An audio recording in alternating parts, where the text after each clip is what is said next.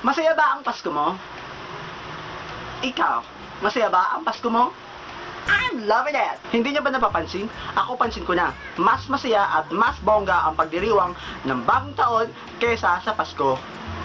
At dahil nga dyan, gawa ako ng 5 rason kung bakit mas masaya ang bagong taon kesa sa Pasko. Difference about the celebration, not about the essence. Okay? Aha. Number 1, madami kasing malungkot pag Pasko. Ika nga, pag bagong taon, wish for a better tomorrow. Kaya ang mga tao ay nagsasaya, wishing na magiging maganda ang kanilang bagong taon. Number 2, mas bongga ang handaan pag bagong taon kaysa pag Pasko. Bakit? Siguro dahil din sa kadahilan ng pagbagong taon, walang nangangaroling, walang exchange gifts, nakuha na ang mga Christmas bonuses, less spendings. At higit sa lahat, pagbagong taon, kailangan kompletuhin ang 12 mga fruta na nabubulok din dahil hindi nakakain. 3. Pag Pasko, kainan lang. Pero pag New Year, may tsibog na, may putukan pa.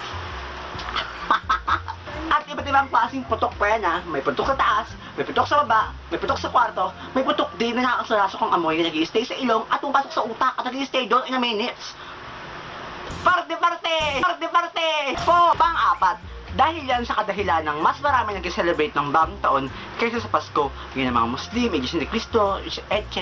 At mas marami tayong kultura at naniniwala pag bagong taon. Katulad ng pagtalon-talon, paglagay ng pera sa sapatos, saka sa bulsa, at kung ano-ano pang nabubulol! At kung ano-ano bang paniniwala na existing na nung kupong-kupong at ang pagsaboy ng pera sa mga kabataan. Okay, mga bata, bago Maria. Uy, paagado! Bago Maria, dali. Oo nga, paagado! Yun, no? Uy, dali. 1, 2, 3. Wakin yan, akin to. Anong akin tagaw ngayon? Akin yan!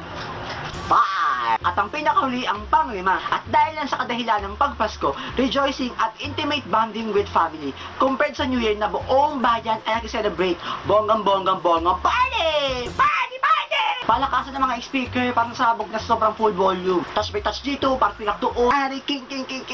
Maingay dahil may mga fireworks at may mga bata kong umiiyak dahil naputukan. Plak, Sinturon ni Judas, Goodbye Philippines, Sadako, plak. At syempre, mas maingay dahil meron tayong kultura na ibalimbang at ibalibag at iyang pasampas ang mga kaldero, lata, balde, palanggana, kawali, jero, baso, plato, tabo, plancha, printer, computer, mga ulo, at iba-iba pa. Name it, we'll do it. You go, girl.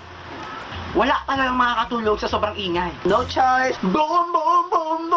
I want you in my room. Well, depende pa rin yan sa tao kung anong mas masayang i-celebrate para sa'yo. Kung gusto mo ng intimacy at silence, syempre masipiliin mong Pasko.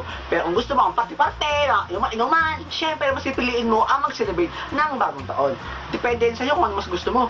It's your choice. It's not mine naman. At syempre, para sa mga taong pala inom at palalaklak, mas gustuhin nila na mag-celebrate ang parehong selebrasyon. Dahil may inuman dyan, party-party, suntukan, hampalusan, ayan, patayan, go, mga sisters, go mga sisteret, bawasan nyo ang population. Para naman sa mga taong after kumain ay magbumukmok at mag-i-stay na lang sa loob ng bahay.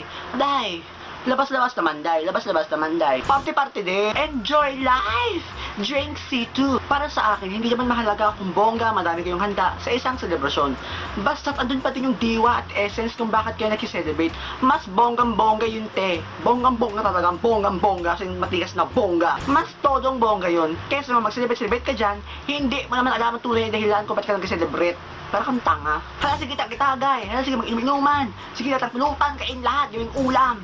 Ang pulutan ay pulutan, hindi ulam yan, day. At syempre, bago ka mag-party, maglagay ka mo ng deodorant para hindi ka mag-amoy nangamoy tae. At kung hindi mo pa naranasan ang lahat ng ito, ang sad naman ng buhay mo. Ikaw, anong mas masaya sa'yo? Ang pagdiriwang ng Pasko o ang pagdiriwang ng bagong taon?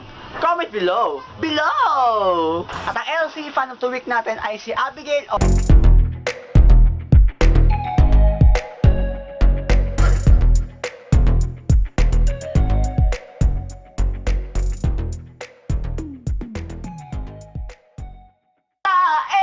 Nangamoy tayo ng iking umangan, nasinghot mabawang hininga. Nangamoy tayo! Tiyo!